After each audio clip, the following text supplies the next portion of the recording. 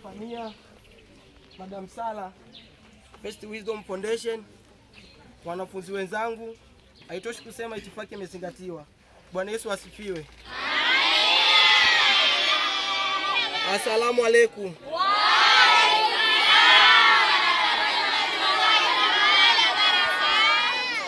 Kristo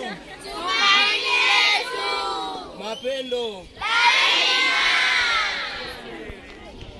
Namshukuru Mungu kwa kunipa nafasi na kibali cha kuwepo mahali hapa siku ya leo.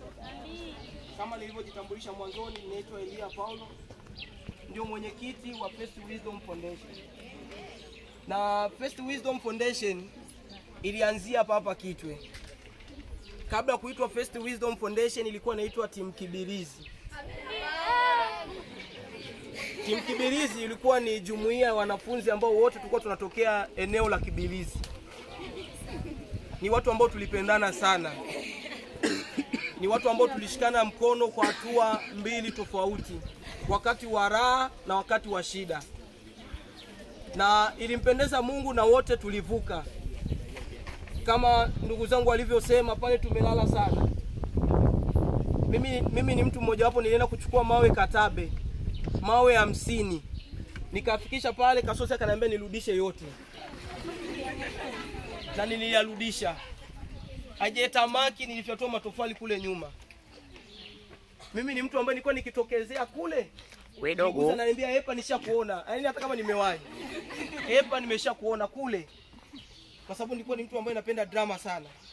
Lakini ilifika hatua nikaona sasa hapa nafanyaje? Nikaamua kutulia. Ninashukuru sana walimu wetu, wametupa sana ushauri sana. Kama kwa ushauri bwana, sisi katika wanafunzi walipewa ushauri, sisi namba 1. Maana sisi tulikuwa na watu ambao walikuwa ni wabishi sana. Tulikuwa na watu ambao walikuwa ni watukutu sana. Lakini watu wote tuliamua kukaa chini sasa, tukaamua bwana, ndio maisha, tunaenda kumaliza shule. Hivi kama ni washauri kitu kimoja. Kama unasoma usijue kama maisha ni magumu. Kwa sababu ukienda unakuta nyumbani chakula kipo, nauli unapewa, mchango wa shule unapewa. Hauwezi kujua kama maisha ni magumu. Ukirudi nyumbani ukimkuta baba amekaa hivi au anakula nywele, ujue basi au maisha ni magumu.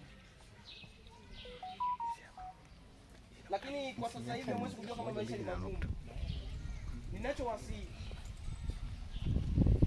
tumia muda wako kuwaza kile kilichokuleta shule. Sisi kipindi tunafika hapa Kitwe, watu wengi walifukuzwa hapa Kitwe sana kwa swala la mapenzi. Huwa ni swala linarudisha performance nyuma sana. Yaani mimi mwenyewe ni mwanafunzi na mpaka sasa hivi bado niko naendelea na elimu huko chuo. Ninaelewa sana kuhusiana na masuala ya mapenzi. Yanarudisha performance nyuma sana.